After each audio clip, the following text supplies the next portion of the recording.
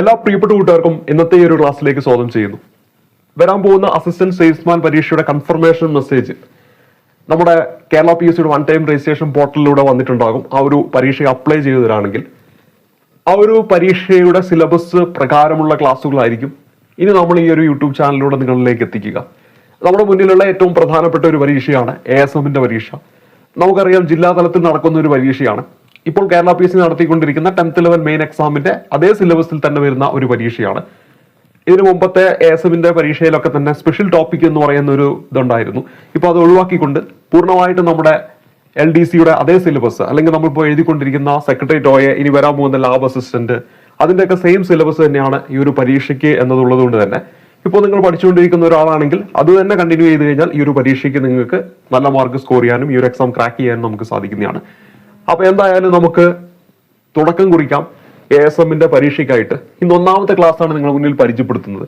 ഇവിടെ ഞാൻ നിങ്ങൾ മുന്നിൽ പരിചയപ്പെടുത്തുന്ന കറണ്ട് അഫയേഴ്സുമായി ബന്ധപ്പെട്ടിട്ടുള്ള കുറച്ച് ചോദ്യങ്ങളാണ്. 2025 ജനുവരി മുതലുള്ള കറണ്ട് അഫയേഴ്സ് കാര്യങ്ങളായിരിക്കും നമ്മൾ ഈ ഒരു വീഡിയോ ക്ലാസ് സീരീസിൽ പഠിക്കാനായിട്ട് പോകുന്നത്.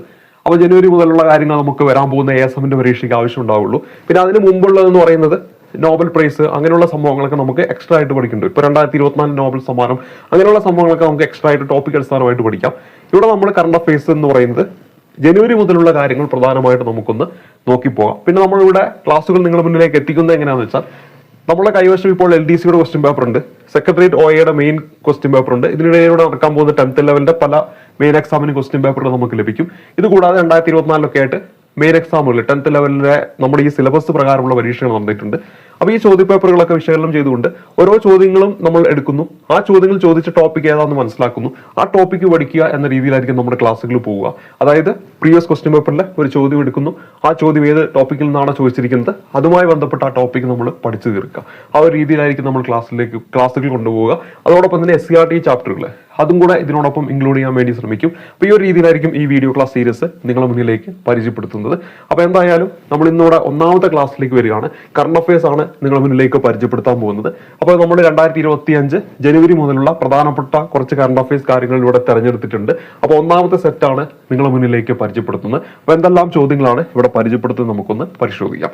താഴെ നൽകിയിരിക്കുന്നതിൽ 2025 UN അന്താരാഷ്ട്ര വർഷങ്ങളിൽ ഉൾപ്പെടാത്തത് ഏത് എന്നതാണ് നമ്മുടെ ഒന്നാമത്തെ ചോദ്യമായിട്ട് തന്നിരിക്കുന്നത്. ഇപ്പോൾ ഇവിടെ നോക്കുക, അന്താരാഷ്ട്ര ക്വാണ്ടം സയൻസ് വർഷം, സമാധാനത്തിന്റെയും വിശ്വാസത്തിന്റെയും വർഷം, അന്താരാഷ്ട്ര സഹകരണ വർഷം, അന്താരാഷ്ട്ര പരിസ്ഥിതി വർഷം. ഇവിടെ തന്നിരിക്കുന്ന 4 ഓപ്ഷനിൽ ഓപ്ഷൻ D ആണ് നമ്മുടെ ഉത്തരമായിട്ട് വരേണ്ടത്. 2025 UN വിവിധ വർഷങ്ങളായിട്ട് ആചരിക്കുന്നുണ്ട്. അതിൽ ഒന്നാണ് അന്താരാഷ്ട്ര ക്വാണ്ടം സയൻസ് വർഷം, രണ്ടാമത്തത് സമാധാനത്തിന്റെയും വിശ്വാസത്തിന്റെയും വർഷം, മൂന്നാമത്തത് അന്താരാഷ്ട്ര സഹകരണ വർഷം. അവിടെ പ്രത്യേകം ശ്രദ്ധിച്ചു വെക്കണം. ഈ പറയുന്ന എല്ലാ കാര്യങ്ങളും നോട്ട് ചെയ്ത് വെക്കുക. വരാൻ പോകുന്ന പരീക്ഷയിൽ വേണമെങ്കിൽ ചോദിക്കാൻ സാധ്യതയുള്ള ഒന്ന് തന്നെയാണ്. 2025 UN അന്താരാഷ്ട്ര വർഷങ്ങൾ ഏതൊക്കെയാണെന്ന് വെച്ചാൽ, ഒന്ന് അന്താരാഷ്ട്ര ക്വാണ്ടം സയൻസ് വർഷം, അന്താരാഷ്ട്ര ക്വാണ്ടം സയൻസ് വർഷം, രണ്ടാമത്തത് സമാധാനത്തിന്റെയും വിശ്വാസത്തിന്റെയും വർഷം, മൂന്നാമത്തത് അന്താരാഷ്ട്ര സഹകരണ വർഷം, നാലാമത്തത് ഹിമാനികളുടെ സംരക്ഷണ വർഷം. ഇതാണ് എന്തെന്ന് പറയുന്നത് നമ്മുടെ 2025 UN അന്താരാഷ്ട്ര വർഷങ്ങൾ എന്ന് പറയുന്നത്. അപ്പൊ 2025 യുണൈറ്റഡ് നേഷൻ അന്താരാഷ്ട്ര വർഷങ്ങൾ ഏതൊക്കെയാണ്? ഒന്ന് അന്താരാഷ്ട്ര ക്വാണ്ടം സയൻസ് വർഷം, രണ്ട് സമാധാനത്തിന്റെയും വിശ്വാസത്തിന്റെയും വർഷം, മൂന്ന് അന്താരാഷ്ട്ര സഹകരണ വർഷം, നാല് ഹിമാനികളുടെ സംരക്ഷണ വർഷം. ഇത്രയും കാര്യങ്ങൾ ഒന്ന് നോട്ട് ചെയ്ത് വെക്കുക. കാരണം ഇതിന് മുമ്പത്തെ പരീക്ഷയിൽ ചോദിച്ചിട്ടുണ്ട്. അതുകൊണ്ട് തന്നെ വരാൻ പോകുന്ന പരീക്ഷയിലും എന്ത് ചെയ്യാൻ പറ്റും, നമ്മുടെ ASM ആയിക്കോട്ടെ, ലാബ് അസിസ്റ്റന്റ് ആയിക്കോട്ടെ, ഇതിൽ നിന്ന് ഏതെങ്കിലും ഒക്കെ എടുത്തിട്ട് PSC ചോദിക്കാവുന്നതാണ്. ഇത് നമ്മുടെ അടുത്ത ചോദ്യം, 2025 ഹരിവരാസന പുരസ്കാരത്തിന് അർഹനായ ഗാനരചയിതാവ് ആരെന്നാണ് നമ്മുടെ ചോദ്യം. വരാൻ പോകുന്ന പരീക്ഷയിൽ ചോദിക്കാൻ സാധ്യതയുള്ള ഒന്നാണ്. ഇവിടെ ഉത്തരമായിട്ട് വരേണ്ടത് ഓപ്ഷൻ A ആണ്. കൈതപ്രം ദാമോദരൻ നമ്പൂതിരി എന്നതാണ് ഈ ഒരു ചോദ്യത്തിന്റെ ഉത്തരമായിട്ട് വരേണ്ടത്. ആരാണ്? കൈതപ്രം ദാമോദരൻ നമ്പൂതിരി. 1 ലക്ഷം രൂപയും പ്രശസ്തി പത്രവുമാണ് ഹരിവരാസന പുരസ്കാരത്തിന്റെ സമ്മാന തുക എന്ന കാര്യം കൂടി ഓർത്തിരിക്കുക. അടുത്ത ചോദ്യം, പുതുവർഷത്തിൽ ഓൺലൈൻ തട്ടിപ്പ് തടയാനായിട്ട് കേരള പോലീസ് നടപ്പിലാക്കുന്ന പദ്ധതികളിൽ ഉൾപ്പെടാത്തത് എന്നാണ് നമ്മുടെ ചോദ്യം. ഇവിടെ WhatsApp chat boat, account scoring, device white listing, cyber സുരക്ഷാ ബോധവൽക്കരണം എന്നിങ്ങനെയാണ് 4 തന്നിരിക്കുന്നത്. ഇവിടെ നമ്മുടെ ഉത്തരം എന്ന് പറയുന്ന ഓപ്ഷൻ D ആണ്. WhatsApp chat boat, account scoring, device white listing എന്നിവ പുതുവർഷത്തിൽ ഓൺലൈൻ തട്ടിപ്പ് തടയാനായിട്ട് കേരള പോലീസ് നടപ്പിലാക്കുന്ന പദ്ധതികളിൽ ഉൾപ്പെടുന്നതാണ്. അപ്പോൾ പുതുവർഷത്തില് കേരള പോലീസ് പ്രഖ്യാപിച്ചതാണ് ഈ 3 പദ്ധതികൾ. നമുക്കറിയാം, ഇന്ന് നമ്മുടെ സമൂഹത്തിൽ ഏറ്റവും കൂടുതലായിട്ട് നടക്കുന്നതാണ് ഓൺലൈൻ ആയിട്ടുള്ള തട്ടിപ്പുകൾ, നമ്മുടെ ക്രെഡിറ്റ് കാർഡും ഡെബിറ്റ് കാർഡൊക്കെ ഉപയോഗിച്ച് അതിലെ പൈസയൊക്കെ കൊണ്ടുവന്നൊക്കെ നമ്മൾ നിത്യേന വാർത്തയിൽ കേൾക്കുന്നതാണ്. അപ്പൊ ഇതൊക്കെ തടയാൻ വേണ്ടിയിട്ട് പുതുവർഷത്തിൽ നമ്മുടെ കേരള പോലീസ് നടപ്പിലാക്കാൻ പോകുന്ന പദ്ധതിയാണ് ഏതെന്ന് പറയുന്നത്, ഒന്ന് വാട്സാപ്പ് ചാറ്റ് ബോട്ട്, മറ്റൊന്ന് അക്കൗണ്ട് സ്കോറിംഗ്, മൂന്നാമത്തേതായിട്ട് ഡിവൈസ് വൈറ്റ് ലിസ്റ്റിംഗ് എന്നീ പേരുകൾ ഓർത്തിരിക്കുക. ഇനി അടുത്ത ചോദ്യം, 2027 റോക്കറ്റ് വിക്ഷേപണത്തിന് ഒരുങ്ങുന്ന ISROയുടെ രണ്ടാമത്തെ വിക്ഷേപണ കേന്ദ്രം എവിടെയാണെന്നാണ് നമ്മുടെ ചോദ്യം. ഇവിടെ നമ്മുടെ ഉത്തരമായിട്ട് വരേണ്ടത് ഓപ്ഷൻ ബി ആണ്, തൂത്തുക്കുടിയിലെ കുലശേഖരപട്ടണത്താണ്. തൂത്തുക്കുടിയിലെ കുലശേഖരപട്ടണത്താണ്. നമുക്കറിയാം നിലവിൽ നമ്മുടെ റോക്കറ്റ് ഒക്കെ ലോഞ്ച് ചെയ്യുന്ന സ്ഥലം ഏതാണ്? ശ്രീഹരിക്കോട്ടയാണ് അല്ലെ. റോക്കറ്റ് വിക്ഷേപണ കേന്ദ്രം നിലവിൽ ഏതാണ്? ആന്ധ്രാപ്രദേശിലെ ശ്രീഹരിക്കോട്ടയാണ്. എന്നാൽ ഇനി രണ്ടാമത് ഒരെണ്ണം കൂടെ വരികയാണ്. അത് വരാൻ പോകുന്ന ഏത് വർഷമാണെന്ന് വേണമെങ്കിൽ ഒന്ന് നോട്ട് ചെയ്ത് വെക്കുക. 2027 അപ്പൊ 2027 ഇത് പ്രവർത്തനമാകാൻ വേണ്ടി പോകുന്നത്. അത് എവിടെയാണ് വരുന്നത് വെച്ചാൽ തമിഴ്നാട്ടിലെ തൂത്തുക്കുടിയിലെ കുലശേഖരപട്ടണത്താണ്. തമിഴ്നാട്ടിലെ തൂത്തുക്കുടിയിലെ കുലശേഖരപട്ടണത്താണ് വരുന്നത് എന്ന കാര്യം കൂടി ഓർത്തിരിക്കുക. അപ്പൊ ഇപ്പോൾ എവിടെയാണുള്ളത്? ഇപ്പൊ നമ്മുടെ റോക്കറ്റ് ലോഞ്ച് ചെയ്യുന്നത് ശ്രീഹരിക്കോട്ടയിൽ നിന്നാണ്. അതുകൂടാതെ ഇനി എവിടെയാണ് വരാൻ പോകുന്നത്? തൂത്തുക്കുടിയിലാണ്. തൂത്തുക്കുടിയിലെ കുലശേഖരപട്ടണത്താണ് വരുന്നത് എന്ന കാര്യം ഓർത്തിരിക്കുക. ഇനി അടുത്ത ചോദ്യം, സംസ്ഥാനത്ത് 250 യൂണിറ്റിന് മേൽ പ്രതിമാസ വൈദ്യുതി ഉപയോഗമുള്ള ഗാർഹിക ഉപഭോക്താക്കളിൽ 5 ലക്ഷം പേർക്ക് ബാധകമാകുന്ന പുതിയ ബില്ലിംഗ് രീതി ഏതാണെന്നാണ് നമ്മുടെ ചോദ്യം. ഇവിടെ ഉത്തരമായിട്ട് വരേണ്ടത് ഓപ്ഷൻ ബി ആണ്, ടൈം ഓഫ് ഡേ എന്നതാണ് ഈ ഒരു ബില്ലിംഗ് രീതി അറിയപ്പെടുന്നത്. സംസ്ഥാനത്ത് 250 യൂണിറ്റിന് മേൽ പ്രതിമാസ വൈദ്യുത ഉപയോഗമുള്ള ഗാർഹിക ഉപഭോക്താക്കളിലാണ് ഈ പുതിയ ബില്ലിംഗ് രീതി വരുന്നത്. 5 ലക്ഷം പേർക്ക് ഇത് ബാധകമാകുന്നു എന്നാണ് പറയുന്നത്. ഇനി നോക്കുക, സംസ്ഥാനത്ത് 250 യൂണിറ്റിന് മേൽ പ്രതിമാസ വൈദ്യുതി ഉപയോഗമുള്ള ഗാർഹിക ഉപഭോക്താക്കളിൽ 5 ലക്ഷം പേർക്ക് ബാധകമാകുന്ന പുതിയ ബില്ലിംഗ് രീതിയാണ് ടൈം ഓഫ് ഡേ. ഈ ഒരു ബില്ലിംഗ് രീതിയിൽ രാവിലെ 6 മുതൽ വൈകിട്ട് 6 വരെ 10% ചാർജ് കുറവും, വൈകിട്ട് 6 മുതൽ 10 വരെ, ആ ഒരു സമയമാണല്ലോ നമ്മുടെ പീക്ക് ടൈം എന്ന് പറയുന്നത്. ഏറ്റവും കൂടുതൽ ആൾക്കാർ വൈദ്യുതിയൊക്കെ ഉപയോഗിക്കുന്ന സമയമാണ് ഈ ഒരു സമയം. ആ ഒരു സമയത്ത് 25% അധികം ചാർജും ഈടാക്കും എന്നാണ് പറയുന്നത്. അപ്പൊ ഈ ഒരു ഇതിൽ ഉൾപ്പെടുന്നവരാണെങ്കിലോ ഈ സമയം നോക്കിയിട്ട് വേണം നമ്മൾ എന്ത് കാര്യങ്ങളും ചെയ്യാനായിട്ട്. ഇപ്പൊ വണ്ടിയൊക്കെ ഉള്ളവരാണെങ്കിൽ, ഇലക്ട്രിക് വെഹിക്കിൾസ് ഒക്കെ ഉള്ളവരാണെങ്കിൽ ഈ സമയത്ത്, അതായത് 6 മുതൽ 10 മണി വരെ, വൈകിട്ട് 6 മുതൽ 10 മണി വരെയുള്ള ടൈമിലൊന്നും ചാർജ് ചെയ്യാതിരിക്കുക. അവരുടെ ഒരു ടൈം എന്ന് പറയുന്നത് 6 മുതൽ വൈകിട്ട് 6 വരെ 10% അവിടെ വരുന്നുള്ളൂ. അപ്പൊ ആ ഒരു ടൈമൊക്കെ ശ്രദ്ധിച്ചിട്ട് വേണം എന്ത് ചെയ്യാനായിട്ട്, ചാർജ് ചെയ്യാനായിട്ട്. കാരണം ബാക്കി സമയത്ത് നമ്മൾ ചെയ്ത് കഴിഞ്ഞാൽ വലിയൊരു എമൗണ്ട് ആയിരിക്കും നമുക്ക് ബില്ലായിട്ട് വരിക. അപ്പൊ ആ ഒരു കാര്യം ഓർത്തിരിക്കുക. ടൈം ഓഫ് ഡേ എന്നതാണ് ഇവിടെ നമ്മൾ ഓർത്തിരിക്കേണ്ട ആ ഒരു പോയിന്റ് എന്ന് പറയുന്നത്. ഇനി 2025 മുതൽ 2039 വരെയുള്ള ജനറേഷൻ ഏത് പേരിൽ അറിയപ്പെടുന്നു എന്നാണ് നമ്മുടെ ചോദ്യം. ഇവിടെ നമ്മുടെ ഉത്തരമായിട്ട് വരേണ്ടത് ബീറ്റ എന്നാണ്. അതായത് 2025 മുതൽ 2039 വരെ ജനിക്കുന്ന കുട്ടികളുണ്ടല്ലോ, അവരിനി അറിയപ്പെടുന്നത് ബീറ്റ എന്ന പേരിലാണ്. ബീറ്റ ജനറേഷനിൽ പെടുന്ന കുട്ടികൾ എന്നാണ് അറിയപ്പെടുക എന്നാണ് ഇവിടെ ഈ ഒരു ചോദ്യം കൊണ്ട് ഉദ്ദേശിക്കുന്നത്. ഇനി അടുത്ത ചോദ്യത്തിലേക്ക് വരാം. ചോദ്യം ഇതാണ്, സമൂഹത്തിൽ വളരെയേറെ വിവേചനം നേരിടുന്ന ട്രാൻസ്ജെൻഡർ വിഭാഗത്തിനെ ചേർത്ത് പിടിക്കുന്ന ദേവിക വാര്യരുടെ പുസ്തകം ഏതാണ്? ഇപ്പൊ 2025 ജനുവരി മാസത്തിലാണ് ഇത് പ്രകാശനം ചെയ്യുന്നത്. അപ്പൊ ഈ ഒരു പുസ്തകം, അതിന്റെ പേര് നമ്മൾ പരിചയപ്പെട്ടു.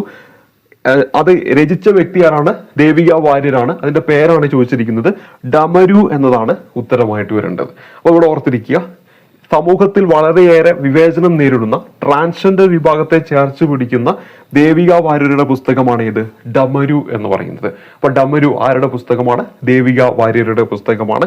അതിന്റെ പശ്ചാത്തലം എന്താണെന്ന് നമ്മളിവിടെ ചോദ്യത്തിലൂടെ പഠിച്ചിട്ടുണ്ട്. അപ്പൊ ഈ ഒരു ചോദ്യം വായിക്കുമ്പോൾ നമ്മൾ എന്ത് ചെയ്യണം? ഇതിന്റെ പശ്ചാത്തലം ഉണ്ടെങ്കിൽ അത് നമ്മൾ പഠിക്കും. അപ്പൊ നമ്മൾ തൊട്ട് മുമ്പ് പറഞ്ഞില്ലേ, 2027 തൂത്തുക്കുടിയിലെ കുലശേഖരപട്ടണത്ത് പുതിയ വിക്ഷേപണ കേന്ദ്രം വരുന്നു എന്ന് പഠിച്ചല്ലോ. അപ്പൊ നമ്മൾ പുതിയ വിക്ഷേപണ കേന്ദ്രം എവിടെയാണെന്ന് നമ്മൾ പഠിച്ചു. അതോടൊപ്പം തന്നെ അതിൽ കൊടുത്തിരിക്കുന്ന ഒരു പോയിന്റാണ് 2027. അപ്പൊ ആ കാര്യം കൂടി നമ്മൾ എന്ത് ചെയ്യണം? എക്സ്ട്രാ ആയിട്ട് നമ്മൾ പഠിച്ചു വെക്കണം. അതേപോലെ ഇവിടെ എന്താണ്? സമൂഹത്തിൽ വളരെയേറെ വിവേചനം നേരിടുന്ന ട്രാൻസ്ജെൻഡർ വിഭാഗത്തിനെ ചേർത്ത് പിടിക്കുന്ന ദേവിക വാര്യരുടെ പുസ്തകം ഏതെന്ന് ചോദിച്ചാൽ ഡമരു. അപ്പോൾ നമ്മുടെ മനസ്സിലേക്ക് ട്രാൻസ്ജെൻഡർ വിഭാഗത്തെ ബന്ധപ്പെട്ടിരിക്കുന്നു. അതുപോലെ തന്നെ ദേവിക വാര്യരാണ് ഈ പുസ്തകം രചിച്ചത്. പുസ്തകത്തിന്റെ പേരെന്താണ്?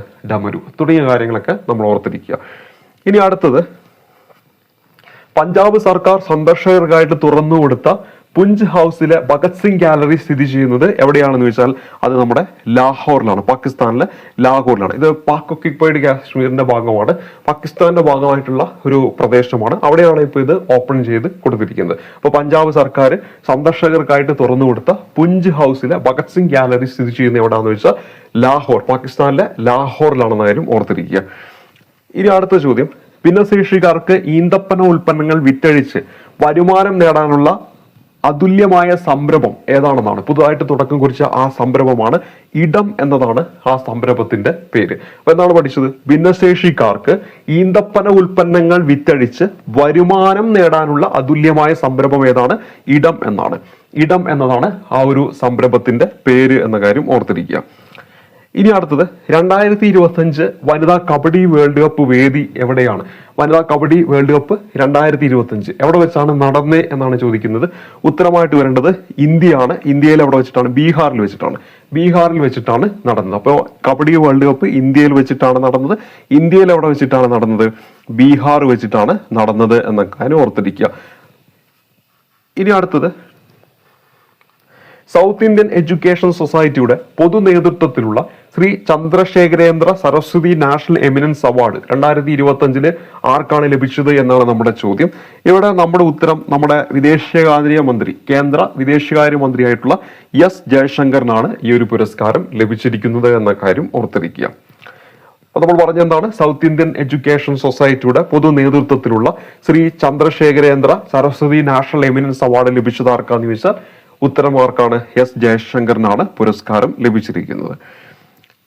ഇനി അടുത്ത്, ആഗോളതലത്തിൽ മാതൃരാജ്യത്തേക്ക് പണം അയക്കുന്നതിൽ ഇന്ത്യയുടെ സ്ഥാനം എത്രയാണ് എന്നാണ് നമ്മുടെ ചോദ്യം. 2025 ജനുവരിയിലെ കണക്കു പ്രകാരമാണ് ഇവിടെ നമ്മുടെ ചോദ്യമായിട്ട് ചോദിച്ചിരിക്കും. കാരണം ഇത് ചിലപ്പോൾ മാറിക്കൊണ്ടിരിക്കും. അതുകൊണ്ട് എടുത്തു പറയാണ്, 2025 ജനുവരിയിലെ കണക്കു പ്രകാരം ആഗോളതലത്തിൽ മാതൃരാജ്യത്തേക്ക് പണം അയക്കുന്നതിൽ ഇന്ത്യയുടെ സ്ഥാനം എത്രയാന്ന് ചോദിച്ചാൽ ഉത്തരം എന്താണ്? 1ാം സ്ഥാനമാണ്. എത്രാം സ്ഥാനമാണ്? ഓപ്ഷൻ സി, 1ാം സ്ഥാനം എന്നാണ് ഉത്തരമായിട്ട് വരേണ്ടത്. ഇനി അടുത്തത്, ഇന്ത്യയിലെ ആദ്യത്തെ അന്തർ സംസ്ഥാന ക്രൂയിസ് റൂട്ട് എവിടെയാണ് ആരംഭിക്കുന്നത്? ഇന്ത്യയിലെ ആദ്യത്തെ അന്തർ സംസ്ഥാന ക്രൂയിസ് റൂട്ട് ആരംഭിക്കുന്നത് നമ്മുടെ മധ്യപ്രദേശിലെ മേഘനാഥ് ഘട്ടിനെയും സഗർജയും ബന്ധിപ്പിച്ചുകൊണ്ടാണ്. അപ്പൊ ഇന്ത്യയിലെ ആദ്യത്തെ അന്തർ സംസ്ഥാന ക്രൂയിസ് റൂട്ട് എവിടെയാണ് ആരംഭിക്കുന്നത്? മധ്യപ്രദേശിലാണ്. മധ്യപ്രദേശിൽ എവിടെയാണ്? മേഘനാഥ് ഘട്ടിനെയും സഗർജയും ബന്ധിപ്പിച്ചുകൊണ്ടാണ്. അടുത്ത ചോദ്യത്തിലേക്ക് വരാം. ലോസുങ്ങും നംസുങ്ങും ഈ ഫെസ്റ്റിവൽ ആഘോഷിക്കുന്നത് എവിടെയാണ്? നമുക്കറിയാം ഇപ്പോഴത്തെ പരീക്ഷകളിലൊക്കെ തന്നെ ഇങ്ങനെയുള്ള ഫെസ്റ്റിവൽ ഒക്കെ ഉണ്ടെങ്കിൽ അത് ചോദിക്കുന്നുണ്ട്. അപ്പൊ ലോസുങ്ങും നംസുങ്ങും എന്ന് പറയുമ്പോൾ ഈ സാ വെച്ചിട്ട് ഇങ്ങനെ പിടിക്കുക. ലോസുങ്ങും നംസുങ്ങും സാ വെച്ചിട്ട് സിക്കിമാണ്. സിക്കിമിലാണ് എന്ന കാര്യം ഓർത്തിരിക്കുക. ലോസുങ്ങും നംസുങ്ങും അപ്പൊ രണ്ടിലും സാ വെച്ചിട്ട് സാ, സിക്കിം അങ്ങനെ ഓർത്തിരിക്കുക. അപ്പൊ ഈ ഒരു ആഘോഷം എവിടെയാണ്? സിക്കിമിലാണെന്ന കാര്യം ഓർത്തിരിക്കുക. ഇനി അടുത്തത്, ചൈന പുറത്തിറക്കിയ ലോകത്തിലെ ഏറ്റവും വലിയ വേഗതയേറിയ ബുള്ളറ്റ് ട്രെയിൻ ഏതെന്നാണ് നമ്മുടെ ചോദ്യം. ഇവിടെ നമ്മുടെ ഉത്തരം ഓപ്ഷൻ എ ആണ്. CR 450 പ്രോട്ടോടൈപ്പ് മോഡൽ എന്നതാണ് ഉത്തരമായിട്ട് വരേണ്ടത്. CR 450 prototype model. അപ്പൊ നമ്മുടെ പരീക്ഷയ്ക്ക് ചിലപ്പോൾ ചോദിക്കുന്നത് എന്തായിരിക്കും? ലോകത്തിലെ ഏറ്റവും വേഗതയേറിയ ബുള്ളറ്റ് ട്രെയിൻ പുറത്തിറക്കിയതാര്? ആ ഒരു ചോദ്യമായിരിക്കും ചോദിക്കുക. അപ്പൊ ഉത്തരമായിട്ട് വരേണ്ടത് എന്താണ്? ചൈനയാണ് ഉത്തരമായിട്ട് വരേണ്ടത്. അപ്പോൾ ചൈന പുറത്തിറക്കിയ ആ ബുള്ളറ്റ് ട്രെയിൻ ഏതാണ്? CR 450 പ്രോട്ടോടൈപ്പ് മോഡൽ എന്നാണ്. കാരണം നമുക്കറിയാം സെക്രട്ടേറിയറ്റ് ഓയുടെ പരീക്ഷയിൽ നമ്മുടെ ചോദ്യം ചൈനയുമായിട്ട് ബന്ധപ്പെട്ടുള്ള ചോദ്യം ഉണ്ടായിരുന്നു. 4th ജനറേഷൻ ആണവ നിലയം അത് സ്ഥാപിച്ചതാരാന്നൊക്കെ ചോദ്യം ചോദിച്ചു. അവിടെ ചൈനയാണ് ഉത്തരമായിട്ട് വരുന്നത്. അപ്പൊ അതേപോലെ ഇവിടെ നമുക്ക് ഇതൊരു ചോദ്യമായിട്ട് പ്രതീക്ഷിക്കാവുന്നതാണ്. ഇനി അടുത്ത ഇതിലേക്ക് വരാം. പാകിസ്ഥാൻ നിർമ്മിക്കുന്ന ഏറ്റവും വലിയ ആണവ നിലയം ഏത്? ഇവിടെ ഉത്തരമായിട്ട് വരേണ്ട ഓപ്ഷൻ സി, ചഷ്മ 5 ആണ്. 2 ആണോ 3 ആണോ അങ്ങനെ ഒരു സംശയം വരും. അപ്പൊ കൃത്യമായിട്ട് ഓർത്തിരിക്കുക, ചഷ്മ 5 എന്നതാണ് ഉത്തരമായിട്ട് വരേണ്ടത്. ചഷ്മ 5 എന്നാണ് ഉത്തരമായിട്ട് വരേണ്ടത്. അപ്പൊ ചഷ്മ 5 എന്നതാണ് ഇവിടെ നമ്മുടെ ഉത്തരമായിട്ട് വരേണ്ടത്. അപ്പൊ ഈ എങ്ങാനും നിങ്ങൾക്ക് അവിടെ ഒരു സംശയം വരികയാണെങ്കിൽ ഈ ചായ ഉണ്ടല്ലോ, ഈ ചായനെ ഇങ്ങനെ ഒന്ന് തിരിച്ചിട്ട് ഒരു 5ന്റെ ഷേപ്പിലേക്ക് കൊണ്ടുവരാൻ പറ്റില്ല. അപ്പൊ ആ ഒരു രീതിയിൽ നമുക്ക് എന്ത് ചെയ്യാം? ഉത്തരത്തിലേക്ക് എത്താൻ പറ്റണം. കാരണം പരീക്ഷ ചിലപ്പോൾ ചഷ്മ 1, ചഷ്മ 2, ചഷ്മ 3, ചഷ്മ 4 എങ്ങനെയൊക്കെ ചിലപ്പോൾ PSC ഓപ്ഷൻ തരാം. അപ്പൊ ആ അങ്ങനെ ഒരു രീതി തരുന്ന സമയത്ത് നമ്മൾ എന്ത് ചെയ്യണം? ഇങ്ങനെയൊക്കെ ഒന്ന് കണക്ട് ചെയ്ത് വെച്ച് കഴിഞ്ഞാൽ മനസ്സിലാക്കാൻ പറ്റും. അപ്പൊ ഇത് ആരുടെ സഹായത്താലാണ് അവിടെ നിർമ്മിക്കുന്നതെന്ന് വെച്ചിട്ടുണ്ടെങ്കിൽ ഉത്തരമായിട്ട് വരേണ്ടത് എന്താണ്? നമ്മുടെ ചൈനയുടെ സഹായത്താലാണ്. ഇവിടെ പ്രത്യേകം ശ്രദ്ധിക്കുക, പാകിസ്ഥാനിലെ ഏറ്റവും വലുതാട്ടോ, ലോകത്തിലെ ഏറ്റവും വലുതല്ല, പാകിസ്ഥാനിലെ ഏറ്റവും വലിയ ആണവ നിലയം ഏതാണെന്നാണ് ഇവിടെ ഉദ്ദേശിക്കുന്നത്. അപ്പൊ പാകിസ്ഥാനിലെ ഏറ്റവും വലിയ ആണവ നിലയം അവർ നിർമ്മിക്കുന്നതിന്റെ പേരാണ് ഏത്, ചഷ്മ 5 എന്നത്.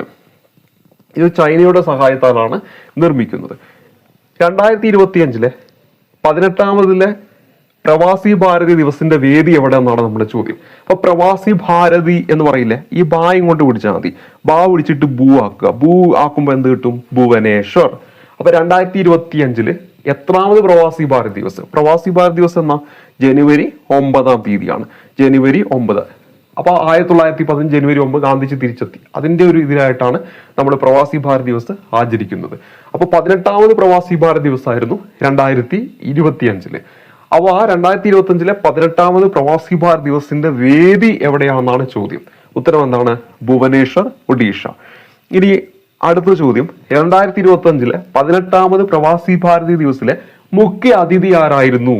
ഇവിടെ ഉത്തരം എന്താണ്, ക്രിസ്റ്റിൽ കാർല കക്കലു എന്നതാണ് ഉത്തരമായിട്ട് വരേണ്ടത്. ആരാണ് അദ്ദേഹം എന്ന് ചോദിച്ചാൽ ട്രിനിഡാഡ് ആൻഡ് ടൊബാഗോയുടെ പ്രസിഡന്റ് ആണ് ക്രിസ്റ്റിൽ കാർല കക്കുലു എന്ന കാര്യം ഓർത്തിരിക്കുക. അപ്പൊ 2025 18ാമത് പ്രവാസി ഭാരത് ദിവസമായിരുന്നു. അതിന്റെ വേദി എവിടെ ആയിരുന്നു വെച്ചാൽ ഭുവനേശ്വറാണ്. അതേപോലെ അതിന്റെ മുഖ്യ അതിഥിയായിട്ട് വന്നത് ആരെന്ന് ചോദിച്ചാൽ ട്രിനിഡാഡ് ആൻഡ് ടൊബാഗോയുടെ പ്രസിഡന്റായ ക്രിസ്റ്റിൽ കാർല കക്കലു ആണെന്ന കാര്യം ഓർത്തിരിക്കുക. ഇനി 2025 ജനുവരി 1 അന്തരിച്ച പ്രസിദ്ധ സസ്യശാസ്ത്രജ്ഞൻ ആരാണ്? ഒരുപക്ഷെ പരീക്ഷയ്ക്ക് ചോദിക്കാം. ഇവിടെ ഉത്തരമായിട്ട് വരേണ്ടത് ഡോക്ടർ KS മണിലാലാണ്. അദ്ദേഹം അന്തരിച്ച എന്നാന്ന് ചോദിക്കാം. അപ്പൊ ജനുവരി 1 എന്ന പറയും ഓർത്തിരിക്കുക. അപ്പൊ ഓർത്തിരിക്കുക സിമ്പിൾ ആണ്. 2025 ജനുവരി 1 ഡോക്ടർ KS മണിലാൽ അന്തരിച്ചത് എന്ന കാര്യം ഓർക്കുക. അദ്ദേഹം ആരാണ്? സസ്യശാസ്ത്രജ്ഞനാണ്. അപ്പൊ അദ്ദേഹവുമായി ബന്ധപ്പെട്ട അടുത്ത ചോദ്യം എന്തായിരിക്കും? നമുക്ക് എല്ലാവരുടെയും മനസ്സിലേക്ക് കടന്നു വന്നിട്ടുണ്ടാകും. ഹോർത്തൂസ് മലബാറിക്കസ് മലയാളത്തിലേക്കും ഇംഗ്ലീഷിലേക്കും പരിഭാഷപ്പെടുത്തിയത് ആരാണ്? നമ്മുടെ KS മണിലാലാണ്. KS മണിലാലാണ് ഹോർത്തൂസ് മലബാറിക്കസ് മലയാളത്തിലേക്കും ഇംഗ്ലീഷിലേക്കും പരിഭാഷപ്പെടുത്തിയത് എന്ന കാര്യം ഓർത്തിരിക്കുക.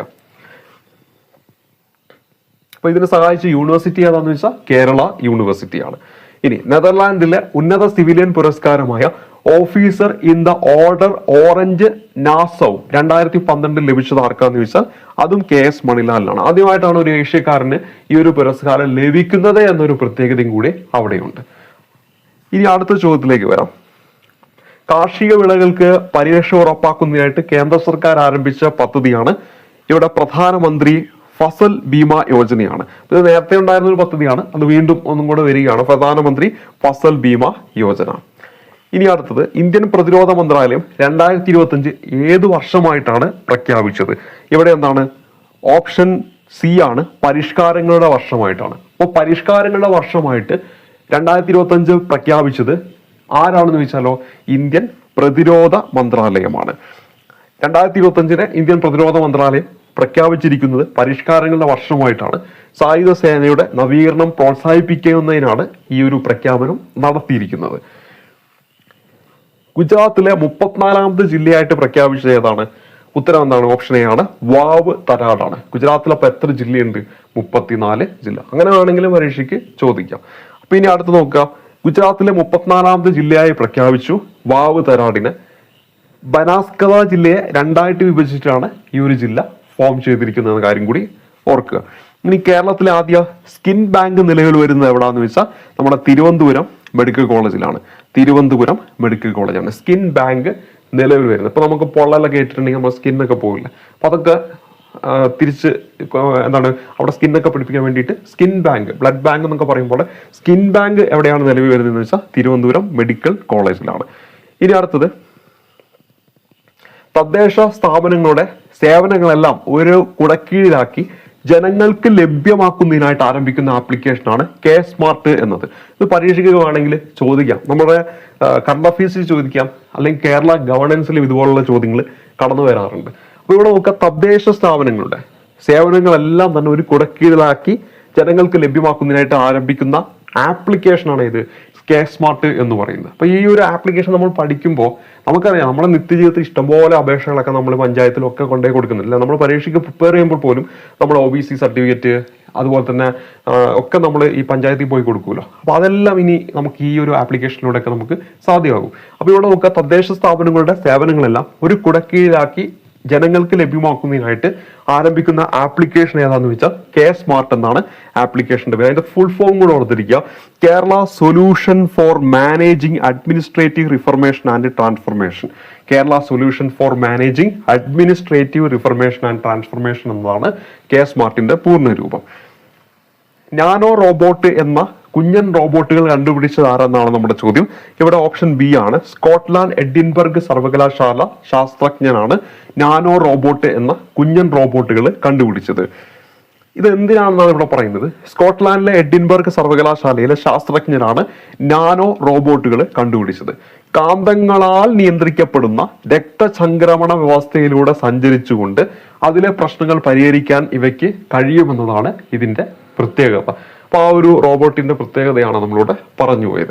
ഇനി അരുണാചൽ പ്രദേശിലെ ഗോറിച്ചൻ കൊടുമുടി കീഴടക്കുന്ന ഏറ്റവും പ്രായം കുറഞ്ഞ പർവ്വതാരോഹകൻ ആരെന്നാണ് നമ്മുടെ ചോദ്യം. ഇവിടെ ഓപ്ഷൻ എ ആണ് ഉത്തരം. ബുക്യ യശ്വന്ത് നായിക് എന്നതാണ് ഉത്തരമായിട്ട് വരേണ്ടത്. അരുണാചൽ പ്രദേശിലെ ഗോറിച്ചൻ കൊടുമുടി കീഴടക്കുന്ന ഏറ്റവും പ്രായം കുറഞ്ഞ പർവ്വതാരോഹകൻ ആരെന്ന് ചോദിച്ചാൽ അവിടെ പ്രത്യേകത എന്താണ്? ഏറ്റവും പ്രായം കുറഞ്ഞ പർവ്വതാരോഹകനാണ് ഈ പറയുന്ന ഗോറിച്ചൻ കൊടുമുടി കീഴടക്കുന്ന. അപ്പൊ ഇത് കറണ്ട് അഫയേഴ്സിൽ ഇപ്പോൾ വന്നു. ഗോറിച്ചൻ കൊടുമുടി എവിടെയാണെന്നൊരു ചോദ്യം പ്രതീക്ഷിക്കാം.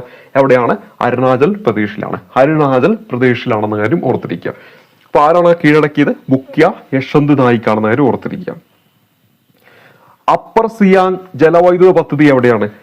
ഉത്തരം ഓപ്ഷൻ ബി, അരുണാചൽ പ്രദേശിലാണ്. അപ്പർ സിയാങ് ജലവൈദ്യുത പദ്ധതി എവിടെയാണ് സ്ഥിതി ചെയ്യുന്നത്? വാർത്തയിലൊക്കെ വന്നിട്ടുള്ളതാണ്. അപ്പൊ അതുകൊണ്ട് തന്നെ ചോദിക്കാം. ഉത്തരം അരുണാചൽ പ്രദേശിലാണ്. അടുത്ത ചോദ്യം, ഇന്ത്യയിൽ ആദ്യമായി വിമാനങ്ങളിൽ സൗജന്യ വൈഫൈ അവതരിപ്പിച്ചത്? ഉത്തരമായിട്ട് വരേണ്ടത് എയർ ഇന്ത്യയാണ്. ഓപ്ഷൻ ബി, എയർ ഇന്ത്യയാണ് നമ്മുടെ ഉത്തരമായിട്ട് വരേണ്ടത്. ഭാഷാ തടസ്സങ്ങൾ പരിഹരിക്കാനായിട്ട് SWOR എന്ന് പറയുന്ന ഒരു പ്ലാറ്റ്ഫോം ആരംഭിച്ച ഏത് സംസ്ഥാനത്താണ്? ഉത്തരമായിട്ട് വരേണ്ടത് ഗുജറാത്താണ്. ഓപ്ഷൻ എ ആണ് ഇവിടെ നമ്മുടെ ഉത്തരമായിട്ട് വരേണ്ടത്. ഇനി അടുത്ത ചോദ്യം, ഫിഡെ ലോക ബ്ലീച്ച് ചെസ് ചാമ്പ്യൻഷിപ്പ് ജേതാക്കൾ ആരെല്ലാമാണ്? ഇവിടെ ഈ ഒരു മത്സരം 2025 നടന്നപ്പോൾ അവിടെ ജേതാക്കളായിട്ട് രണ്ടുപേര് കിരീടം പങ്കിടുകയാണ് ചെയ്തത്. അതിലൊന്ന് മാഗ്നസ് കാൾസനും മറ്റൊന്ന് ഇയാൻ നിപ്പോനിയാഷിയുമാണ്. മാഗ്നസ് കാൾസൺ, ഇയാൻ നിപ്പോനിയാഷി എന്നിവരാണ് ഇതിൽ ചാമ്പ്യന്മാരായത് എന്ന കാര്യം ഓർത്തിരിക്കണം.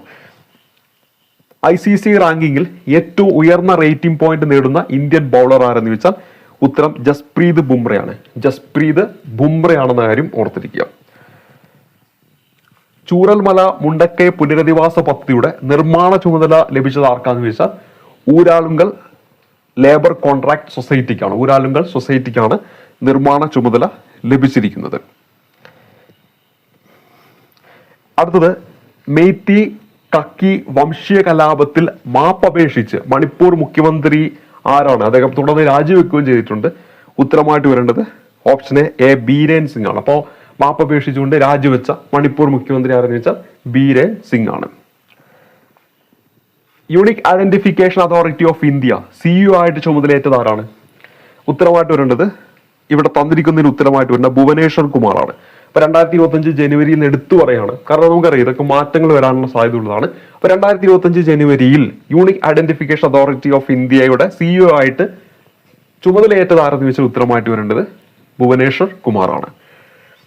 അടുത്ത ചോദ്യം, 2025 ജനുവരി 3 അന്തരിച്ച പ്രശസ്ത പത്രാധിപരും ഗ്രന്ഥകാരനുമായ വ്യക്തിയാണ് S Jayachandran Nair. Option A ആണ് നമ്മുടെ ഉത്തരമായിട്ട് വരിക. അപ്പൊ S ജയചന്ദ്രൻ നായർ 2025 ജനുവരി 3 അന്തരിച്ചു. അദ്ദേഹം പ്രശസ്ത പത്രാധിപരും ഗ്രന്ഥകാരനുമാണെന്ന കാര്യം ഓർത്തിരിക്കുക. അടുത്ത ചോദ്യം, കാഴ്ചയുടെ സത്യം എന്ന കൃതിക്ക് മികച്ച ചലച്ചിത്ര കൃതിക്കുള്ള കേരള സംസ്ഥാന പുരസ്കാരം 2012 ലഭിച്ച വ്യക്തി കൂടിയാണ് ആര്? Option B, S Jayachandran Nair. അപ്പൊ അദ്ദേഹത്തിന്റെ പ്രസിദ്ധമായിട്ടുള്ള ഒരു കൃതിയാണ് കാഴ്ചയുടെ സത്യം എന്നത്. അതിന് 2012 മികച്ച ചലച്ചിത്ര കൃതിക്കുള്ള കേരള സംസ്ഥാന പുരസ്കാരം ലഭിച്ചിട്ടുണ്ട്. അതുപോലെ കേരള സാഹിത്യ പുരസ്കാരം അദ്ദേഹത്തിന്റെ ആത്മകഥയ്ക്ക് കിട്ടിയിട്ടുണ്ട്. എന്റെ പ്രദക്ഷിണ വഴികൾ എന്ന് പറയുന്ന ആത്മകഥയ്ക്ക് കേരള സാഹിത്യ പുരസ്കാരം ലഭിക്കുന്നുണ്ട്. അപ്പൊ അദ്ദേഹത്തിന്റെ ആത്മകഥയാണ് എന്റെ പ്രദക്ഷിണ വഴികൾ. ആരുടെ ആത്മകഥയാണ്? S ജയചന്ദ്രൻ നായരുടെ ആത്മകഥയാണെന്ന കാര്യം ഓർത്തിരിക്കുക. നമ്മളുടെ S ജയചന്ദ്രൻ നായരുമായി ബന്ധപ്പെട്ട് അദ്ദേഹം പത്രാധിപനാണ്, ഗ്രന്ഥകാരനാണ് എസ് ജയചന്ദ്രൻ നായർ. 2020 ജനുവരി 3 അദ്ദേഹം അന്തരിച്ചു. അദ്ദേഹത്തിന്റെ കൃതിയാണ് കാഴ്ചയുടെ സത്യം.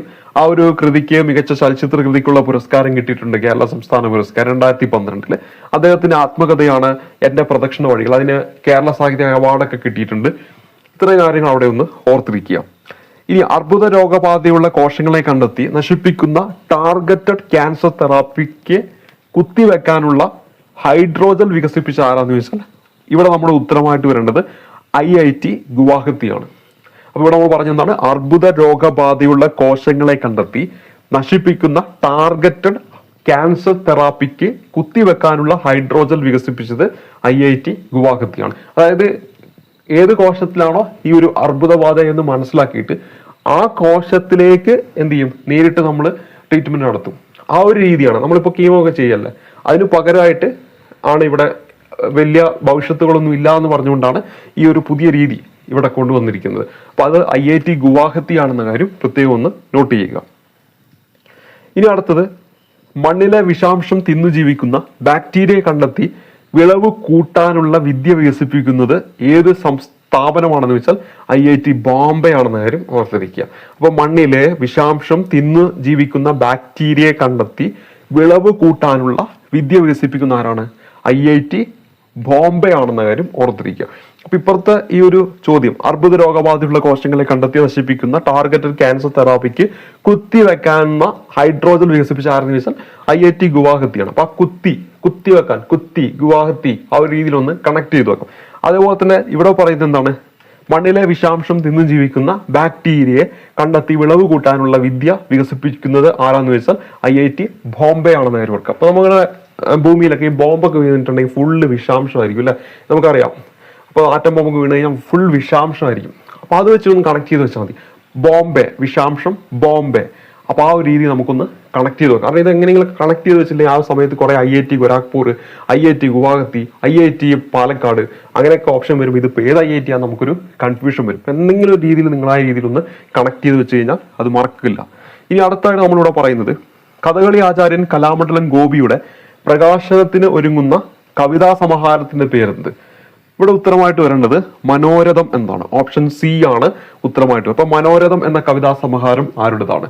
ഉത്തരമായിട്ട് വരേണ്ടത് കലാമണ്ഡലം ഗോപിയുടെ. കലാമണ്ഡലം ഗോപി ഏത് കലാമേഖലയുമായി ബന്ധപ്പെട്ടിരിക്കുന്ന പരീക്ഷയ്ക്ക് ചോദിച്ചതാണ്. കഥകളി ആചാര്യനാണ്. കേന്ദ്ര സർക്കാർ ഉന്നത വിദ്യാഭ്യാസ സ്ഥാപനങ്ങളിലെ വിദ്യാർത്ഥികൾക്ക് ലോകമെമ്പാടുമുള്ള ഒന്നാം നിര ജേണലുകളിലെ ഗവേഷണ മേഖലകൾ ഉൾപ്പെടെയുള്ളവ ലഭ്യമാക്കാനുള്ള പദ്ധതിയുടെ പേരെന്താണെന്ന് വെച്ചാൽ ഒരു രാജ്യം ഒരു സബ്സ്ക്രിപ്ഷൻ എന്നതാണ് ഈ ഒരു പദ്ധതിയുടെ പേര്. കേന്ദ്ര സർക്കാർ ഉന്നത വിദ്യാഭ്യാസ സ്ഥാപനങ്ങളിലെ വിദ്യാർത്ഥികൾക്ക് ലോകമെമ്പാടുമുള്ള ഒന്നാം നിര ജേണലുകളിലെ ഗവേഷണ മേഖലകൾ ഉൾപ്പെടെയുള്ളവ ലഭ്യമാക്കാനുള്ള പദ്ധതിയുടെ പേരെന്താണ്? ഒരു രാജ്യം ഒരു സബ്സ്ക്രിപ്ഷൻ എന്നതാണ്. 2024 മേജർ ധ്യാൻചന്ദ് ഖേൽരത്ന പുരസ്കാരത്തിന് അർഹനായ ചെസ് താരമാര്? തന്നിരിക്കുന്നതിൽ നമ്മുടെ D ഗുഗേഷ് ആണ് ഉത്തരമായിട്ട് വരേണ്ടത്. ഇവിടെ ഹർമൻപ്രീത് സിംഗ്, പ്രവീൺ കുമാർ, മനു ഭാക്കർക്കൊക്കെ 2024 മേജർ ധ്യാൻചന്ദ് ഖേൽരത്ന പുരസ്കാരം ലഭിച്ചവരാണ്. അപ്പൊ ഇവിടെ ഹർമൻപ്രീത് സിംഗ്, പ്രവീൺ കുമാർ, മനു ഭാക്കർ, D ഗുഗേഷ് ഇവരെല്ലാം 2024 ധ്യാൻചന്ദ് ഖേൽരത്ന പുരസ്കാരം ലഭിച്ചവരാണ്. അതിൽ ചെസ് താരമാരെന്നാണ് എടുത്തു ചോദിച്ചത്. D ഗുഗേഷ് ആണ് ഉത്തരം. ഖേൽരത്ന പുരസ്കാരം ലഭിക്കുന്ന ഏറ്റവും പ്രായം കുറഞ്ഞ വ്യക്തി ആരെന്ന് വെച്ചാൽ D ഗുഗേഷ് ആണ്. നമുക്കറിയാം ലോക ചെസ് ചാമ്പ്യൻ ആയിട്ടുള്ള വ്യക്തിയാണ് D ഗുഗേഷ്, നമുക്ക് എല്ലാവർക്കും അറിയാം. അപ്പൊ അദ്ദേഹത്തിന് 18ാമത്തെ വയസ്സിലാണ് ഇത് കിട്ടുന്നത്. അപ്പൊ ഇവിടെ ഖേൽരത്ന പുരസ്കാരം ലഭിക്കുന്ന ഏറ്റവും പ്രായം കുറഞ്ഞ വ്യക്തിയാണ് ആര്?